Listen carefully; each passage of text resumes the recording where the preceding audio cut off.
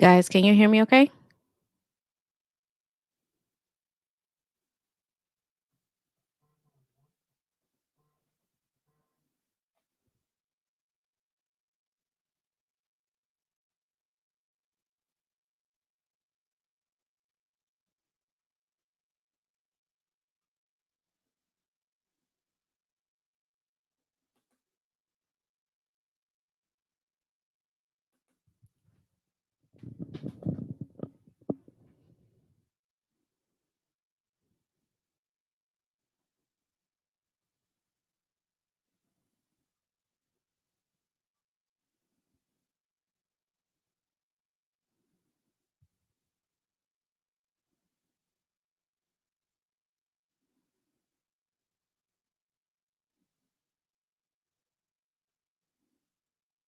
Okay, got it.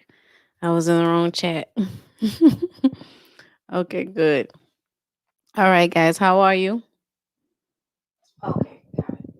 I was in the wrong chat. Okay, good. All right, guys. We're not going to be here very long tonight. Cancer disorders. For my class, guys, make sure you join me on Zoom tomorrow, which is Saturday and Sunday. Make sure you join me on Zoom because I'm going to be doing a health promotion and maintenance lecture. Is very long, but I can't do it on YouTube because of copyright. So if you would like for me to send you a link, just email me. I'm going to put my email in the chat. You can email me and I'll send you a link. Okay? So make sure you join the lecture tomorrow night. Tomorrow night and Sunday night. All right? I'm going to put my email in the chat.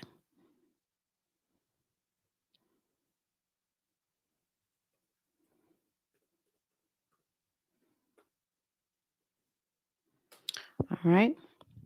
So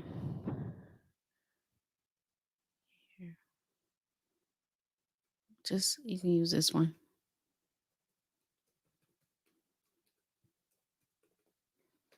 All right. And I'll send you a link because it's going to be a very good lecture, very long lecture. So be prepared for that. Okay. Very long lecture tomorrow. Saturday and Sunday, part A and part B, health promotion and maintenance. So a lot of peds, a lot of OB, and a lot of health promotion throughout the lifespan. So please join me so you guys can get that lecture. All right. All right. So let's begin. All right. So we have cancer disorders, skin cancer. We're basically going to talk about skin cancer tonight. Next week, Monday, we'll talk about a different cancer. Well, most likely we'll talk about lymphomas. Monday. Tonight, skin cancer. All right, so this is the introduction, guys. Just an introduction to skin cancer.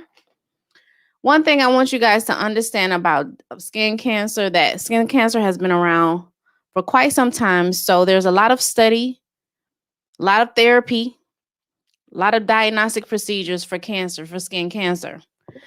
Three things I want you to remember is that normally a physician will, like an oncologist, he will look for abnormal cell growth, tumor formation, and he's looking for potential for invasion to other locations. All right. So these are some of the things that he's looking for. He's looking for abnormal cell growth, tumor formation, and potential for invasion to other locations. So they always classify it cancer disorders. All right. They always use these cancer principles. So the image that I gave you guys is just giving you guys an idea of how a normal cell looks and grows, and look at a cancer cell. All right. So for this slide, I just want you to keep in mind the cancer principles: abnormal cell growth, tumor formation, and potential for invasion to other locations. So that's what the oncologist will focus on when they're trying to rule out cancer. or give someone a prognosis for the cancer that they have. All right. So remember that. Also, each type of cancer has different characteristics. So all these cancers, guys, that you see here, prostate cancer, lung cancer, colorectal cancer, bladder cancer, non-Hodgkin's lymphomas, skin melanoma, all of these have risk. All of them have manifestations. All of these cancers have screenings. All of these cancers have diagnosis.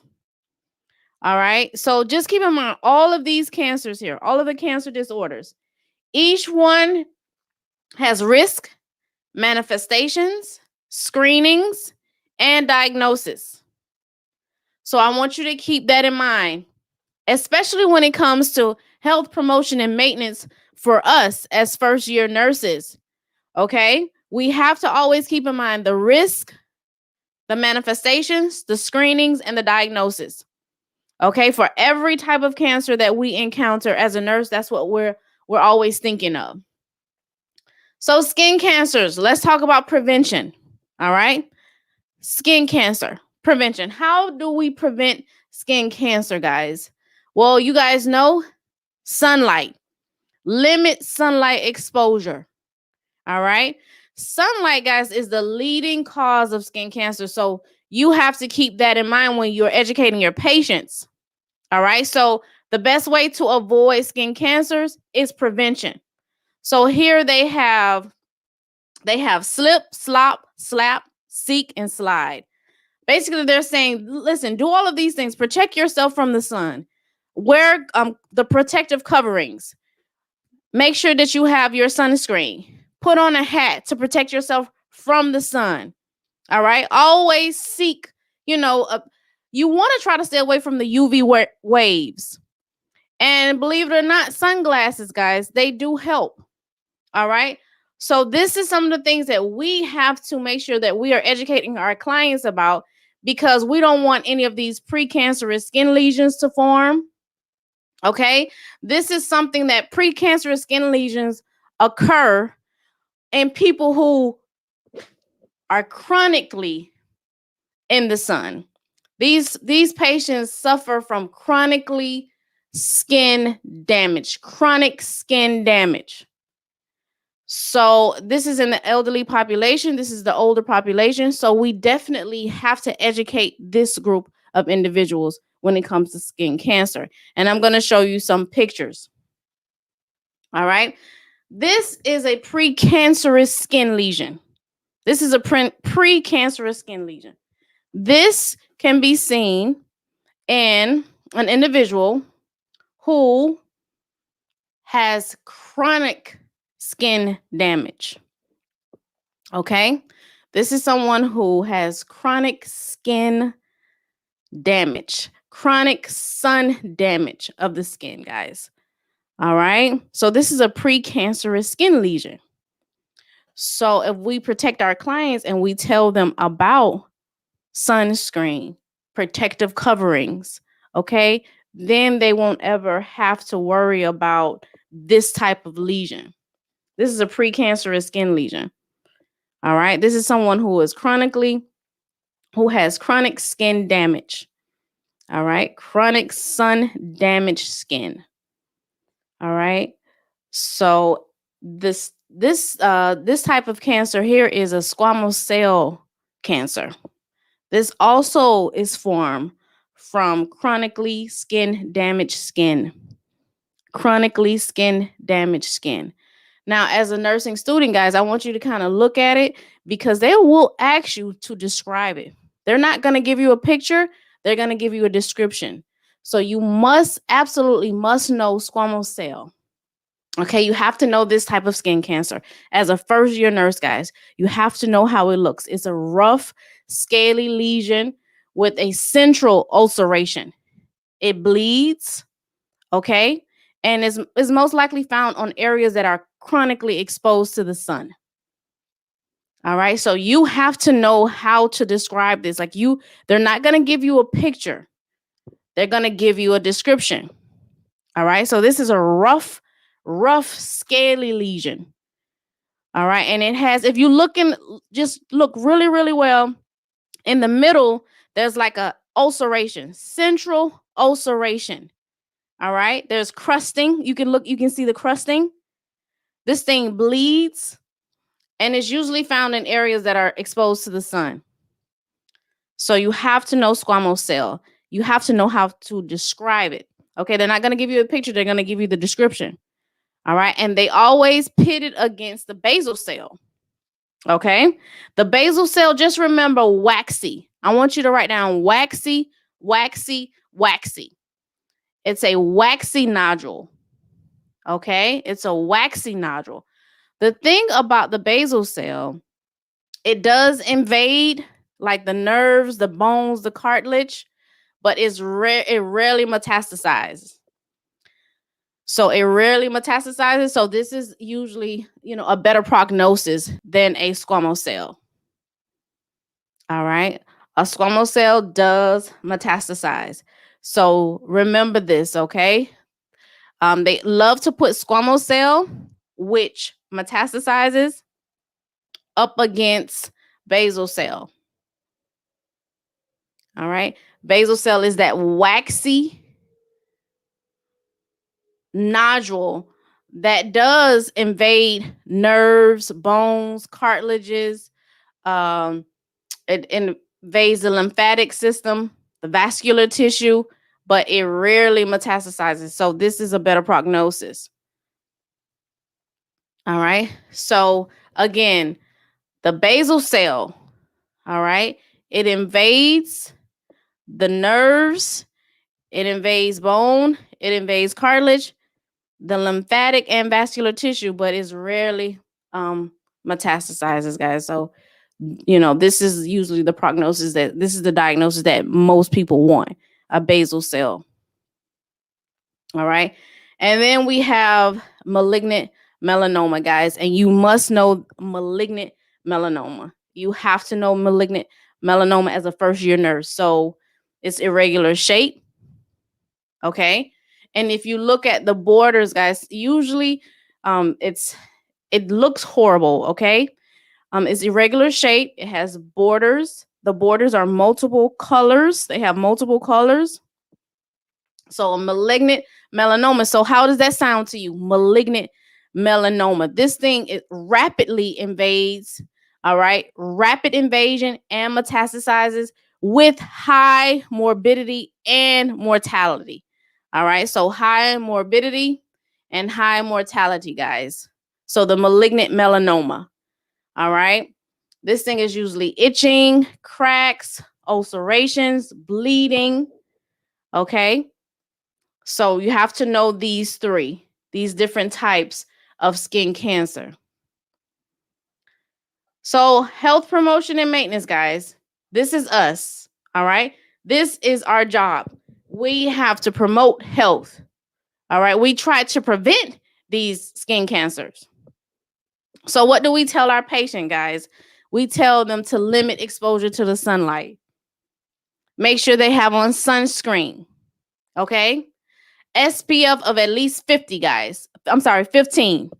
SPF of at least 15. So write that down. SPF of at least 15. Okay. Wear a hat. Wear sunglasses. Wear lip balm. Okay. And most people love to tan. Avoid tanning. Avoid that indoor tanning. All right. So limit exposure. Apply sunscreen. At least 15. At least 15. Wear hats. Wear sunglasses. Wear lip balm. Okay. And avoid indoor tanning. That's how we promote health. That's how we prevent skin cancer. All right. And very, very, very, very important. I want you to put this slide in red. Put Nclex, Nclex, Nclex, Nclex, exit, exit, exit. All right. Teach clients about the ABCDE system. This is to evaluate moles. All right. So A is for asymmetry. B is for border. C is for color. D is for diameter, and E is for evolving. Okay?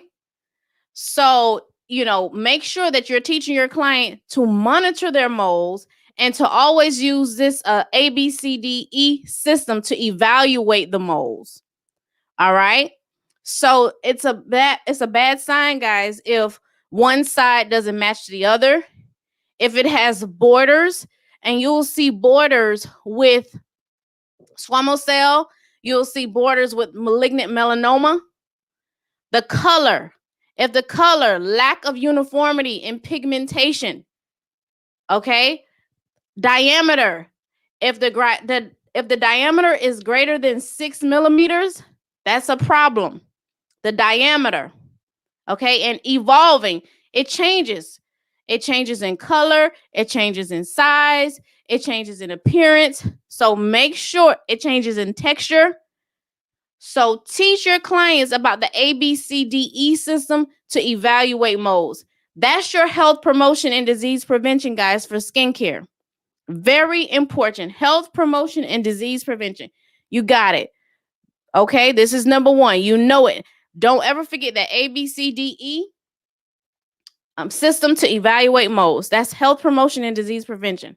So I put another slide here for you so you guys can know how important it is, okay? Health promotion and disease prevention, ABCDE. All right? Teach your clients about the ABCDE system to evaluate moles. All right? Now, who's at risk? Because we said earlier that precancerous skin lesions are common in people who have chronically sun-damaged skin. So these are our sunbathers. All right, but who else is at risk? All right, who should we definitely educate? Okay, well, here you go. All right, a lighter natural skin that burns, freckles, reddens, blue or green eyes, guys, blonde or red hair. Make sure you underline red hair. Write down red hair. Certain types and large number of moles, guys. This patient, if you have a large number of moles, make sure you have a body map of moles. You have to do a body map of moles, and I'll tell you about it. This is for someone who has a family history of skin cancer, a personal history of skin cancer, and older age. Okay? Older age. So these are the patients that are at risk. So if I talk to these patients, I'm definitely telling these patients about protection, sun protection. All right. So what can we expect? All right. If someone has a skin cancer, what can we expect, guys? All right. So what they're going to tell us is when they do the ABCDE, they're going to say there's been a change in the appearance of my mole. Or they'll say, I have a asymmetric mole. One side doesn't match the other. Or they'll say my mole has ragged, notched, irregular edges. They'll say the color is lack uniformity. It's different colors. They'll say the mole is greater than 6 millimeters. And they'll say it's evolving. All right, it changes. It's changing the appearance. So that's what you can expect if someone has skin cancer. All right. But how do we diagnose it now? Now, how do we definitely give a definitive answer? Yes, you have skin cancer. What can we anticipate the doctor ordering? Well, the doctor is going to, first, they're going to say, well, let's do a biopsy. Okay. They're going to assess the client, no doubt. Of course, they will assess a client. They will look at the client's body map. All right. And let me show you what a body map is. Now they even have an app, guys, for a body map. Okay. Just take a look really quick.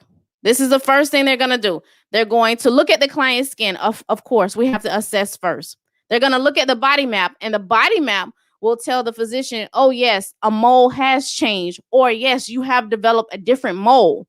All right. So the first thing is going to be self or clinician assessment. The physician will look at the skin. You will look at the skin, okay?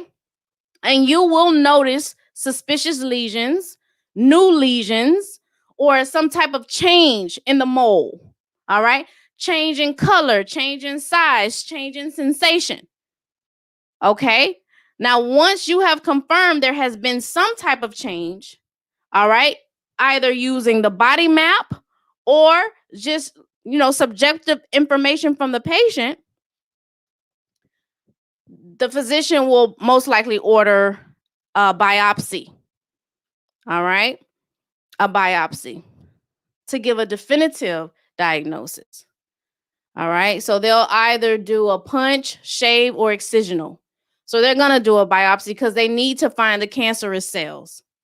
All right. So they'll do a biopsy, a punch, a shave, or excisional. So let's go back. All right. So at first, first step is to diagnosis. The patient will come in, go to a doctor's appointment and let the physician know, listen, I do have a mole and the mole seems to be changing based off the ABCDE skin assessment, or most of our patients, they do have a body map, especially if they have a lot of lesions, guys. They have to really keep up with the changes in the moles and the lesions. So once it's been determined that there is a change, the doctor will do a biopsy to determine if there are any cancerous cells. All right. So punch biopsy, shave, or excisional. Now, as a nurse, guys, you know that the physician is going to do this. The physician is going to do the biopsy. So what I want you to remember is when the patient comes back from having the procedure and he's with you, monitor for infection. And you will have to do wound care for this patient. So as a nurse, your responsibility is making sure the patient doesn't have any infection, doesn't develop an infection. So you're assessing the site. Okay, you're assessing the site for increased redness, increased pain. All right, purulent drainage, because purulent is infection. All right, and you have to do wound care.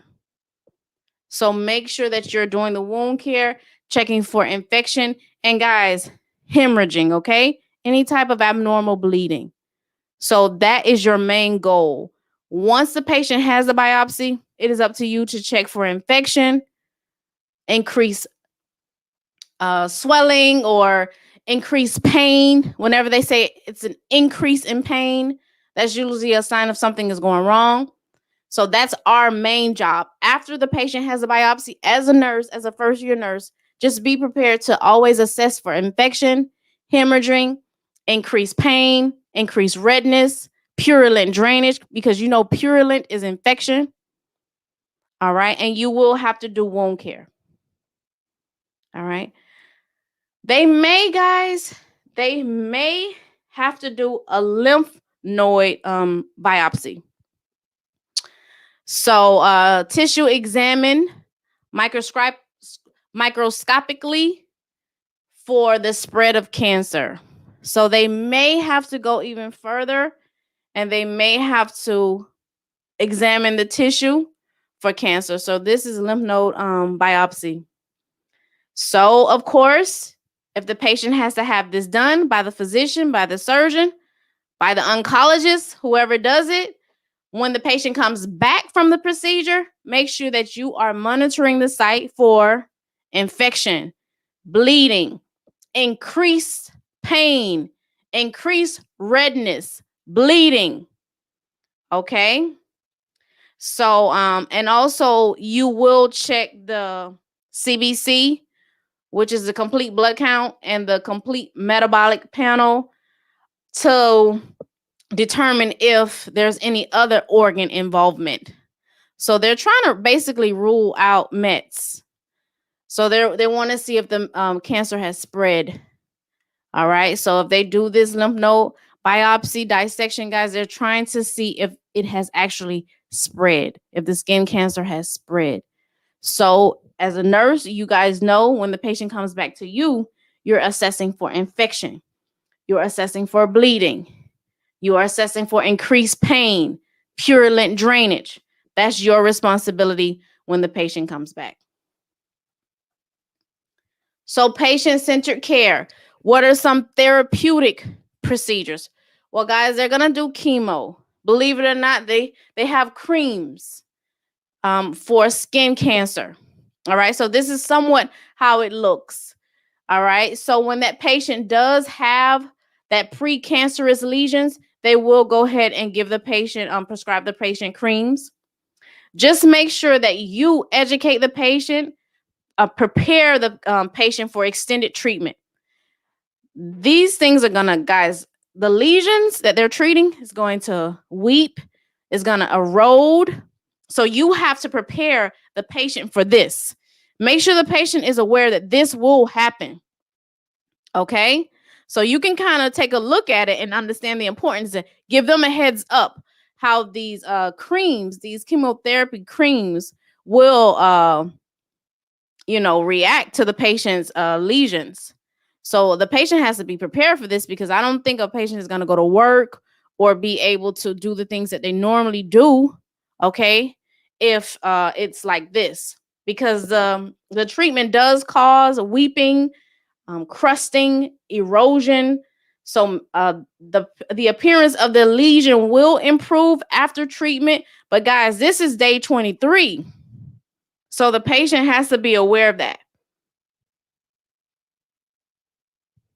And so this was treatment. This was chemotherapy treatment cream for a superficial basal cell carcinoma.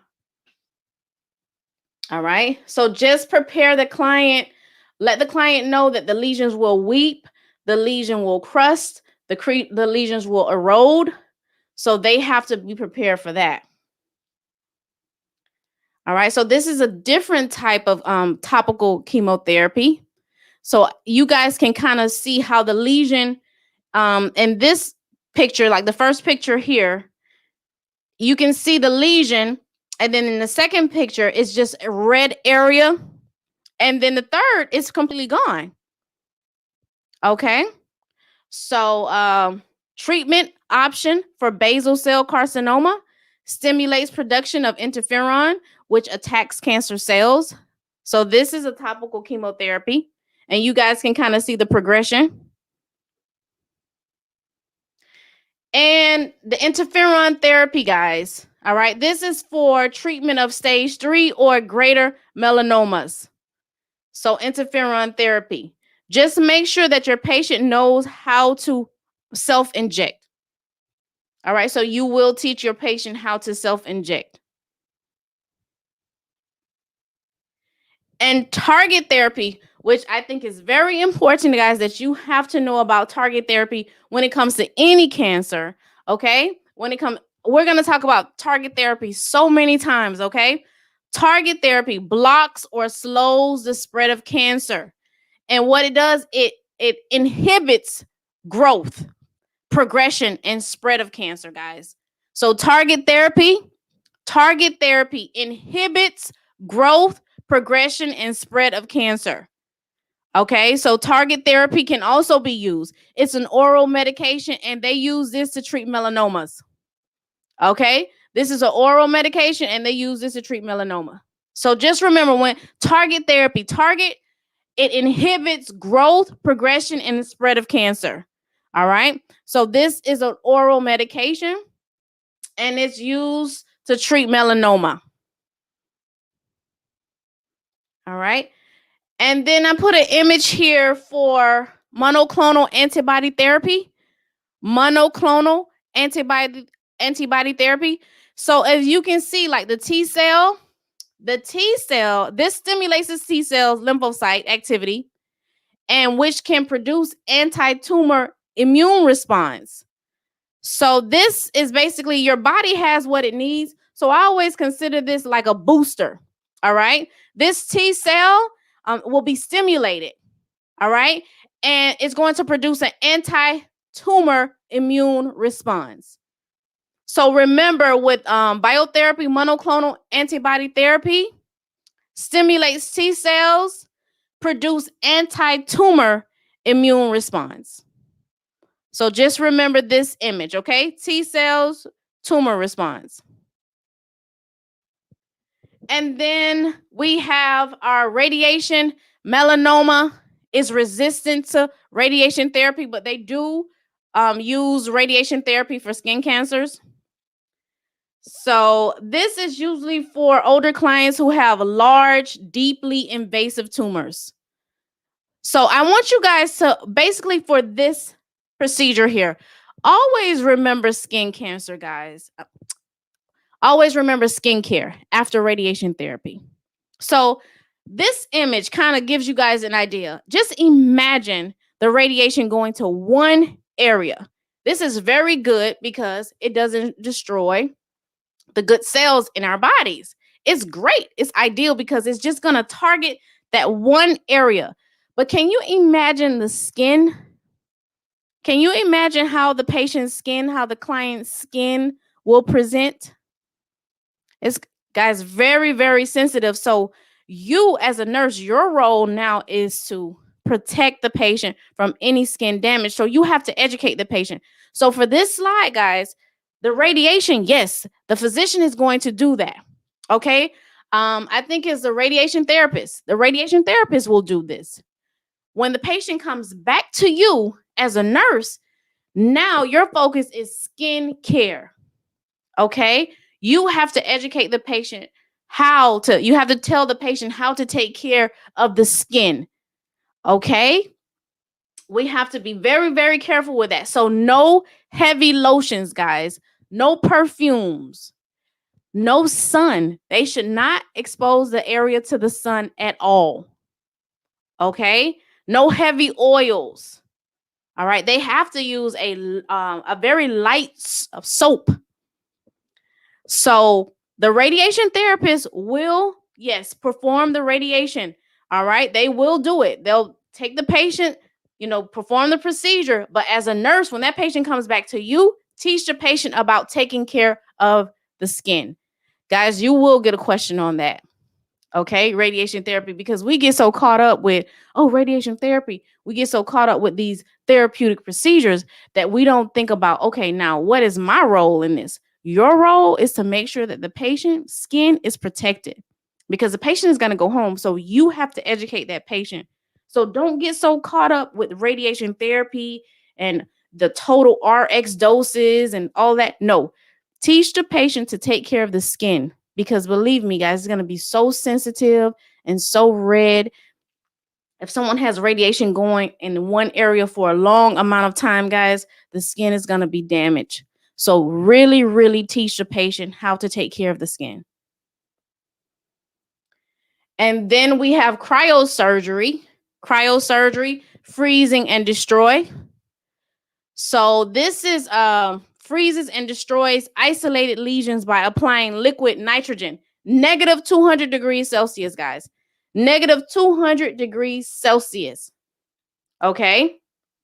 So what do we teach our patient? Because remember, the physician or whichever practitioner would do this part. When the patient comes back to you, okay? When the patient comes back to you, what are you going to teach that patient? What's the client education? Well, they can cleanse with hydrogen peroxide, and they can use a topical antimicrobial cream until it's healed. So peroxide, guys, and antimicrobial cream. Okay? Remember that. All right? Hydrogen peroxide, topical antimicrobial. Okay.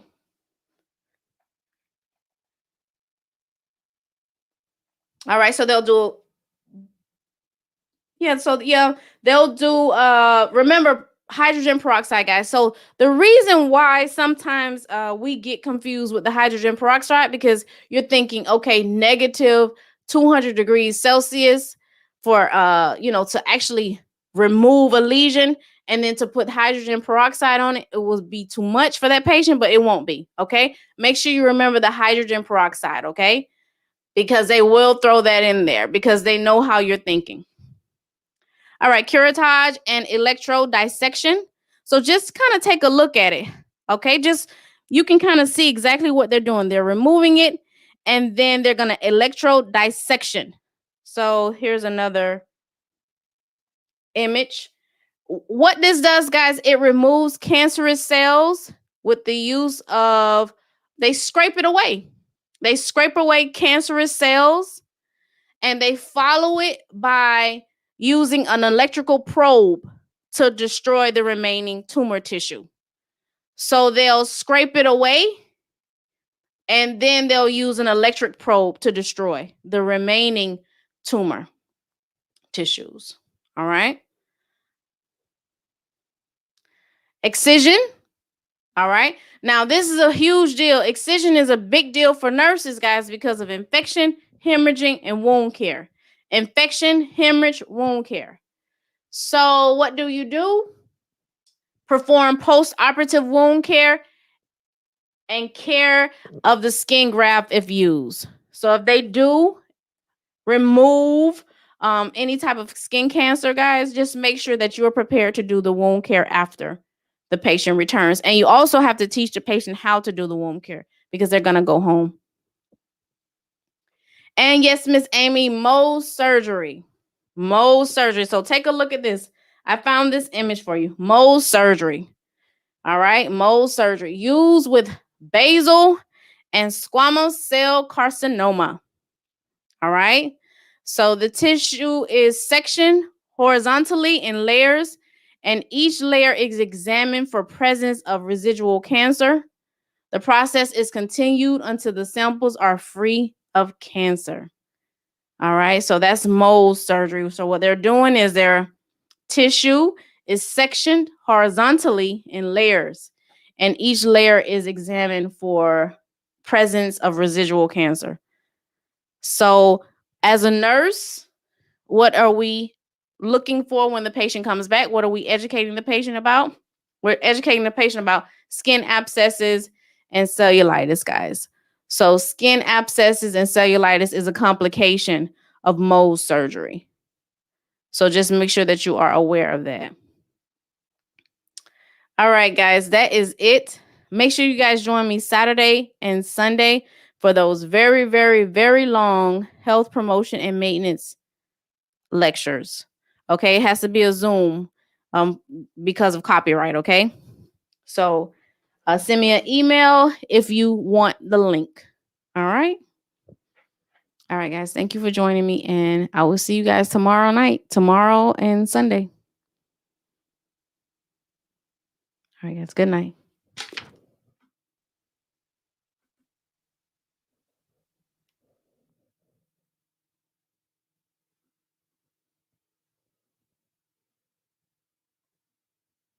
You're welcome. See you guys then.